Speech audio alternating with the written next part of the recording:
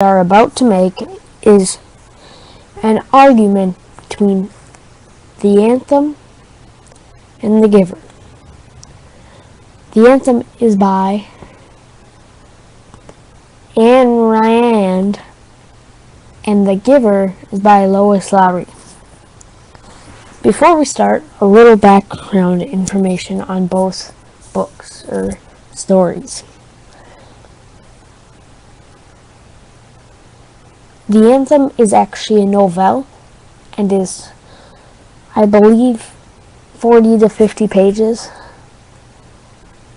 and not as much information can be fit into a larger, not enough information can be put into a 40-page booklet as to The Giver is like 230 pages.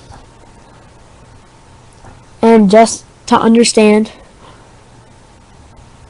this is a debate, and it is not, we are debating, that means we don't necessarily feel this way, and I hope you.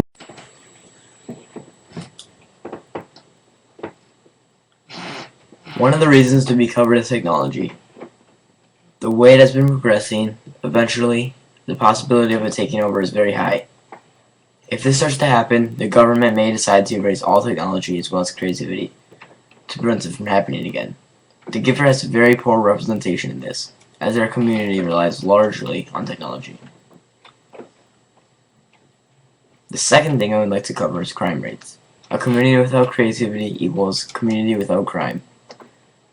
People can't think logically enough to commit crimes, as there is no creativity. In The Giver, they all do different things at different times. Eventually, someone might think it'd be a good idea to break into a house to take something, as they are not confined to the same schedule every day. Finally, the third reason the anthem is more likely to happen is doing things the same. Now, this could be argued for both stories, but the anthem clearly wins here.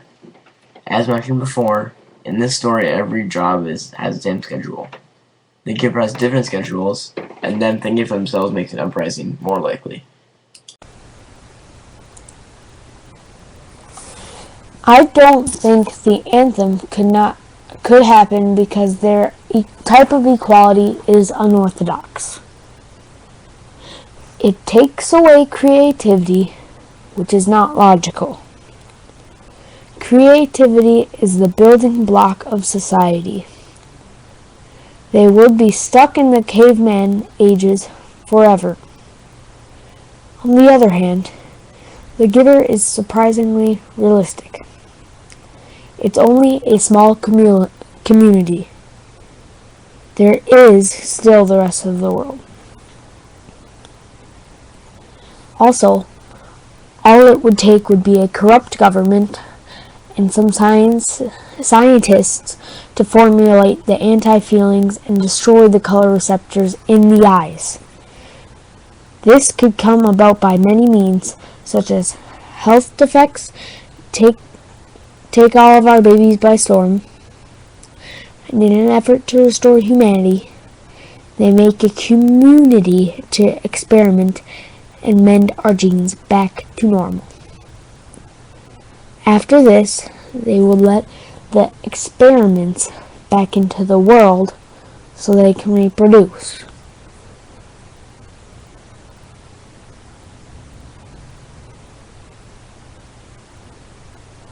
The Giver also makes more sense overall. A secluded community ran by a lady who was tired of the normal world, such as a bad breakup, a hit of diseases in the family, or just frustration. If one person gets frustrated, they could bribe or pay guards and illegally capture citizens. This is when they would brainwash them or erase their minds.